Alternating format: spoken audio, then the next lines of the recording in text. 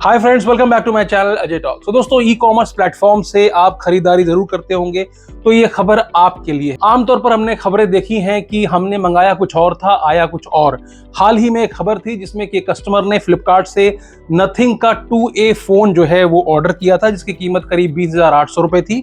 लेकिन उनकी जो डिलीवरी हुई थी वो iCall नाम के एक फोन की हुई थी, जो कि 4,000 4,500 रुपए में आता है। उन्होंने फ्लिपकार्ट को शिकायत की।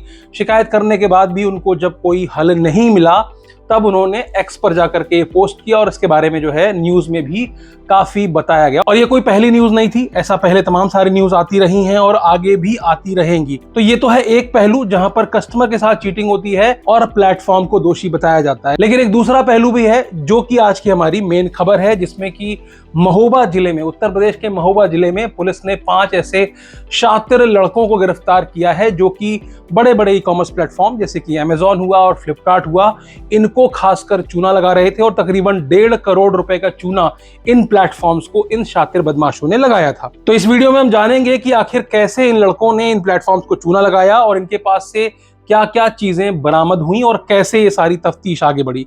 दरअसल उत्तर प्रदेश के महोबा में रहने वाले 5 शातिर लौंडों ने जल्दी अमीर होने के चक्कर में बड़े बड़े ई कॉमर्स प्लेटफॉर्म से बड़ी बड़ी चीजें प्रीपेड में ऑर्डर की है। प्रीपेड मतलब पहले उन्होंने पे कर दिया। अब उन्होंने क्या किया, ऑर्डर करने के बाद जैसे ही सामान उनके पास डिलीवर होता, वो ये बताते कि ये सामान खराब है, इसमें कोई तकनीकी खामी है, और जो रिटर्न पॉलिसी होती है उसके हिसाब से उस सामान को वापस कर दिया। हालांकि वापस करने वाला सामान वो नहीं होता था जो कि आता था। ये क्या करते थे, कुछ डमी प्रोडक्ट्स को जो है वापस कर दिया करते थे, जिसकी वजह से एक्चुअल ओरिजिनल सामान जो है वो इनके पास रहता था और डमी प्रोडक्ट को ये वापस कर दिया करते थे, जिसके एवज में ई कॉमर्स प्लेटफॉर्म उनके द्वारा पे किया हुआ जो भी प्रीपेड चार्जेस होते थे वो उनके खाते में वापस कर देते थे। तो अब यहां पर आप सोचेंगे कि भाई, जो भी लेने वाला है, डिलीवरी करने वाला बंदा है, जो कि पिकअप लेने आता है, रिवर्स पिकअप लेने आता है, वो तो आमतौर पर चेक करता है। तो वहां पर प्रॉब्लम यही है कि रिटर्न करते टाइम यही बताया जाता है कि देखो, मैंने मंगाया ये था, आया ये है। बकायदा ओपनिंग का वीडियो बनाया जाता है और ऐसे वीडियो बहुत आसानी से बनाए जा सकते हैं। उस पूरे डब्बे को दोबारा से पैक किया जाता है, उसके ओपनिंग का वीडियो बनाया जाता है और दिखा दिया जाता है कि देखो भैया, हमको तो ये गलत सामान ही रिसीव हुआ था।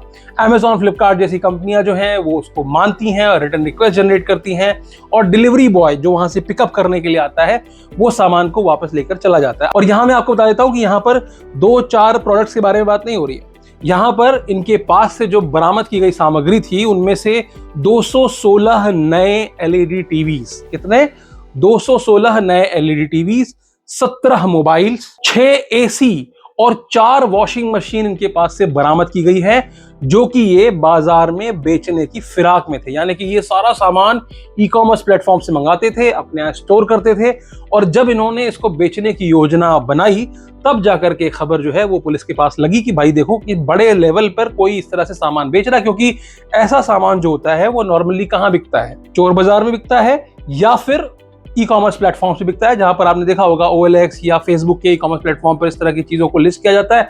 क्योंकि ऑब्वियस सी बात है, इनके पास कोई इस तरह का बिल तो होता नहीं है, वारंटी कार्ड तो होता नहीं, क्योंकि इन्होंने सब फर्जी एड्रेस और फर्जी फोन नंबरों का इस्तेमाल करके इस तरह के प्रोडक्ट्स को मंगाया जाता है। अब आप सोच रहे होंगे कि यार, एक ही प्रोडक्ट पर अगर एक ही बंदा बार बार सामान खरीद रहा है तो कंपनियों को पता नहीं चलता। ऐसा बिल्कुल नहीं है। यहां पर इन प्रोडक्ट्स को खरीदने के लिए इन्होंने 240 अलग अलग सिम कार्ड का इस्तेमाल किया, यानी कि 240 अलग अलग नंबरों का इस्तेमाल किया गया। यानी कि अमेजॉन, फ्लिपकार्ट पर 240 प्रोडक्ट्स अगर मंगाए हैं तो 240 अलग अलग अकाउंट्स बनाए गए, उनके साथ में अलग अलग जो है सिम कार्ड एसोसिएट किए गए, और साथ में अगर आपको पे करना है तो आप तो किसी भी अकाउंट से पे कर देते हो। वहां पर अमेजॉन तो वेरीफाई नहीं करता कि पेमेंट कहां से आई है या कहां वापस जा रही है, ठीक है। तो ये बदमाश क्या करते थे, अमेजॉन पर इन्होंने एक प्रोडक्ट ऑर्डर किया, मान लीजिए अजय मेरा नाम है, मैं अजय नाम से नहीं करूंगा, विजय के नाम से कर दूंगा, और चूंकि ऑनलाइन पेड है वो, इसीलिए अमेजॉन आमतौर पर इस तरह के ऑर्डर पर शक नहीं करता, या फ्लिपकार्ट भी इस तरह के ऑर्डर पर शक नहीं करता। और जो एड्रेस दिया जाता है वो बहुत ही कॉमन एड्रेस दिया जाता है। मान लीजिए आपके घर के पास कोई स्कूल है, तो स्कूल का एड्रेस दे दिया कि स्कूल के पास गली नंबर 2। जैसे ही डिलीवरी वाला आपको कॉल करता है, आप वहां पर पहुंचते हैं और आप अपने मोबाइल पर आए हुए OTP को दिखाते हैं, और ये वेरीफाई होने के बाद जो डिलीवरी वाला बंदा होता है वो आपको दे देता है। अब यहां पर क्या है, आपकी लोकेशन ट्रैक नहीं हो सकती, क्योंकि आपने तो डिलीवरी कहीं और ली है, आपने अपने घर में तो डिलीवरी ली नहीं है। ऐसे करते करते जितने भी ये प्रोडक्ट्स लिए गए, ये सब ऐसे ही फर्जी एड्रेस पे लिए गए। अब यहां पर डिलीवर करने वाला बंदा जरूरी नहीं है कि आपके घर पर के आकर के देगा, आमतौर पर होता है डिलीवरी वाला फोन करता है, भैया कहाँ पर हो, मैं यहाँ पर हूँ, ठीक है भैया ओटीपी दे दो। देखो मेन चीज डिलीवरी वाले का पार्ट क्या होता है, ओटीपी देकर देना।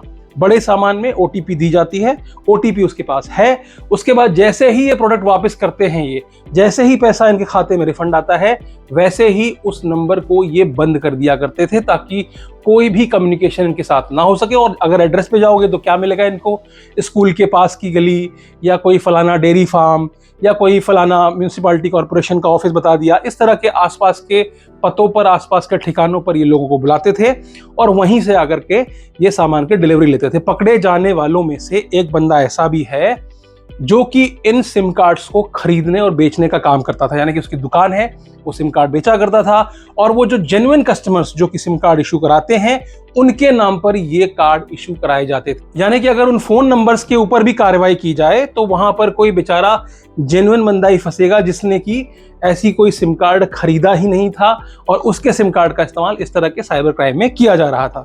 आपको एक और बात बता देता हूं कि यहाँ पर एक और शख्स की भूमिका बहुत ज्यादा इंपॉर्टेंट हो जाती है और वो होती है डिलीवरी मैन या फिर पिकअप वाले। देखो महोबा कोई बहुत बड़ा शहर तो है नहीं, ऐसे ही दिल्ली में भी आप देखोगे कि बहुत सारे अलग अलग इलाके होते हैं, वहां पर एक बंदा असाइन किया जाता है। मान लीजिए मयूर विहार है, मयूर विहार के अलग अलग फेज हैं, तो एक फेज दे दिया जाता है कि ये बंदा यहाँ पर रोज डिलीवर करेगा या फिर यही बंदा है जो वहां से रोज पिकअप करेगा। तो उसको ये पता होता है, उसको यह आभास होता है कि ये कस्टमर जेन्युइन है या फ्रॉड है, क्योंकि 240 से अधिक सिम कार्ड का इस्तेमाल करके अगर इतने सारे प्रोडक्ट्स का वहां पर डिलीवरी लिया गया तो 240 लोग तो नहीं आए होंगे, बंदा तो एक ही दो होगा। तो यहाँ पर क्या होता है, यहाँ पर जो डिलीवरी वाला बंदा होता है वो भी आमतौर पर फ्रॉड होता है। हालांकि इस खबर में ऐसा कुछ लिखा नहीं गया है, लेकिन मैं आपको इसकी सच्चाई और रियलिटी बता रहा हूँ। सच्चाई यही है कि जो डिलीवर करने वाला होता है वो भी आमतौर पर इसमें शामिल होता है, या जो पिकअप करके आपके पास से ले जा रहा है। भाई देखो क्या देख के तुम पिकअप करके ले गए, जो भी पिकअप करने आता है, आपने कोई कपड़ा वापस किया तो सबसे पहले वो देखता है कि वो कपड़ा है कि नहीं, उसमें टैग लगा है कि नहीं, ओरिजिनल पैकिंग है कि नहीं, इनवॉइस उसमें लगी है कि नहीं। जब तक ये नहीं होता है रिटर्न पिकअप नहीं करके ले जाते हैं। तो वहां पर जो रिटर्न पिकअप करके ले जा रहा था, अगर वो डमी प्रोडक्ट उसको दे रहे थे तो उसने उस समय क्या देखा वहां पर। तो इस तरह से ये पांचों बदमाश जो हैं रिटर्न पॉलिसी का फायदा उठाते हुए बड़ी बड़ी कंपनियों को चूना लगा रहे थे। अभी और भी पुलिस तफ्तीश कर रही है कि हो सकता है इन्होंने और भी सामान खरीदा हो और उसको बाजार में बेच दिया हो, तो इसके बारे में पता लगाया जा रहा है। यहां पर मैं आपको एक चीज और मेंशन कर देना चाहता हूं कि आमतौर पर हम बड़े बड़े प्लेटफॉर्म्स को ही गाली देते हैं कि देखो हमने ये मंगाया था, ये आया था, ये फला कंपनी चोर है, फला कंपनी चोर है। लेकिन यहाँ पर कोई भी कंपनी खुद चोर नहीं होती है। बहुत सारे ऐसे सेलर्स हैं, क्योंकि आपको पता ही होगा कि इन प्लेटफॉर्म्स पर सेलर माल बेचते हैं, ये प्लेटफॉर्म खुद कोई माल नहीं बेचते। मान लीजिए मैं एक सेलर हूं और अमेजोन पे प्रोडक्ट बेचता हूं और ये सामान, जो सामान यहां से इन्होंने डमी वाला भेजा था, मान लीजिए वो एसी मेरा था, मान लीजिए मैं एक सेलर हूं, मैंने 100 रुपए में वो एसी अमेजोन में बेचा और वो पैसे मेरे पास तक कब पहुंचेंगे, जब ये सामान एक्चुअल में कस्टमर के पास सही सलामत डिलीवर हो जाएगा और रिटर्न पॉलिसी के बाद उस 100 रुपए में से जो कमीशन होगा अमेजोन का, जो शिपिंग चार्जेस होंगे, वो सब काट करके अमेजोन मुझको वापस करेगा सेलर को। लेकिन अगर वो सामान गलत निकल रहा है तो इसकी जिम्मेदारी किसके ऊपर डाली जाती है पता है आपको? सेलर के ऊपर डाली जाती है। सेलर को पिनलाइज किया जाता है, सेलर की रेटिंग खराब की जाती है, सेलर का रिकॉर्ड खराब होता है, ठीक है। और तो और जो सामान मैंने अपने वेयरहाउस से अमेजोन के वेयरहाउस में भेजा, अमेजोन के वेयरहाउस से कस्टमर तक डिलीवर हुआ और वहां पे जब वो वापस करता है तो वहां से पिक होने के बाद वापस आने तक का जो भी कोरियर चार्जेस होते हैं वो तक मुझसे लिए जाते हैं। यानी कि मेरा एसी एक तो बिका नहीं, नंबर एक। दूसरा, जो वापस आया वो एक्चुअल एसी नहीं था, खराब एसी था या डमी था, तो पहले तो एसी का नुकसान हुआ। दूसरा, अमेजोन अपने प्लेटफॉर्म की जो कॉस्ट होती है वो नहीं छोड़ता कि कभी भी कोई भी रिटर्न प्रोडक्ट्स आता है, चाहे आप घर पे न रहे हो इस वजह से वापस आ गया हो, चाहे कोरियर एग्जीक्यूटिव ने झूठ बोल करके आपके यहां तक पहुंचा ही ना हो, उस सामान को वापस कर दिया हो, या फिर कस्टमर ने झूठ बोल करके, जैसा कि इस केस में हुआ, कोई फर्जी सामान वापस कर दिया हो, हर केस में नुकसान किसका होता है? सेलर का होता है। क्योंकि सेलर को तो नहीं पता ना कि वो बंदा वहां पर गया या नहीं गया डिलीवर करने के लिए, लेकिन सेलर के पास नोटिफिकेशन आता है कि कस्टमर इज नॉट अवेलेबल। और कई केस में ऐसा भी होता है कि कस्टमर जानबूझकर प्रोडक्ट को वापस कर देते हैं। कस्टमर ने 3-3, 4-4 प्लेटफॉर्म से ऑर्डर कर लिया होता है कि जहां से पहले आएगा वहां से ले लूंगा। वो ये रियलाइज नहीं करते कि इसी सेलर का ये जो 4 जगह से प्रोडक्ट गया है, चारों जगह उसको कोरियर चार्जेस पे करने पड़ेंगे, चारों जगह उसको प्लेटफॉर्म चार्जेस पे करने पड़ेंगे। अब चाहे माल बिका हो या ना बिका हो, वापस आने वाला माल चाहे ओरिजिनल कंडीशन में आया हो या ना आया हो, हर हाल में जो भी पेनाल्टी लेनी है वो सेलर को लेनी होती है। और इसी वजह से तमाम सारे सेलर जो होते हैं वो बहुत जल्दी इस तरह के प्लेटफॉर्म से बाहर चले जाते हैं लॉस लेने के बाद। इनफैक्ट ऐसे बहुत सारे कस्टमर्स हैं जो कि इस तरह की पॉलिसी का मिसयूज करते हैं। शैम्पू मंगाते हैं, पूरा शैम्पू खाली कर लेते हैं, उसमें पानी भर करके उसको वापस भेज देते हैं। कपड़े मंगाते हैं, कपड़े पहनते हैं, उसका इस्तेमाल करते हैं, टैग लगा रहने देते हैं और इस्तेमाल करके रिटर्न पॉलिसी के तहत उसको वापस कर देते हैं। उनको मजा आता है, उनको लगता है यार मैंने तो कंपनी को लूट लिया, लेकिन यहां पर कंपनी लूट नहीं रही है, कंपनी अपने पूरे पैसे ले रही है। कंपनी किससे पैसे ले रही है? सेलर से ले रही है। तो यहां पर ऐसा नहीं है, एक तो पहले ही प्राइस वॉर है, एक तो वैसे इतने ज्यादा सेलर्स हैं मार्केट में, और इतना इतना कमीशन देने के बाद आप यकीन नहीं मानेंगे, अगर कोई कपड़ों की कैटेगरी है, जूते की कैटेगरी है, वहां पर जितने का भी आप सामान खरीदते हो उसका 50% से ऊपर के चार्जेस इन प्लेटफॉर्म्स को पे करने पड़ते हैं। ये रियलिटी है, मैं आपको झूठ नहीं बोल रहा हूं, आंकड़े भी दे दूंगा किसी न किसी वीडियो में। अगर कोई सामान आप 1000 रुपए में किसी प्लेटफॉर्म में खरीद रहे हो तो 500 रुपए से ऊपर देना पड़ता है कमीशन प्लस लॉजिस्टिक का। किसको देना पड़ता है? उन प्लेटफॉर्म्स को देना पड़ता है, उसके ऊपर एडवर्टीजमेंट चलानी पड़ती है, उसके ऊपर जो रिटर्न है जिसका मैंने आपको बताया कि पूरा पूरा नुकसान जो है वो भी सेलर के खाते में ही आता है। इसके अलावा मार्केटिंग के जो खर्चे होते हैं वो आपके ऊपर निर्भर करता है कि आप कितने फेसबुक एड्स चलाते हैं, इंस्टाग्राम एड्स चलाते हैं, वो इसके ऊपर होते हैं। तो अगर आप कोई भी सामान वापस कर रहे हैं अगली बार तो सोच समझ कर वापस करिए।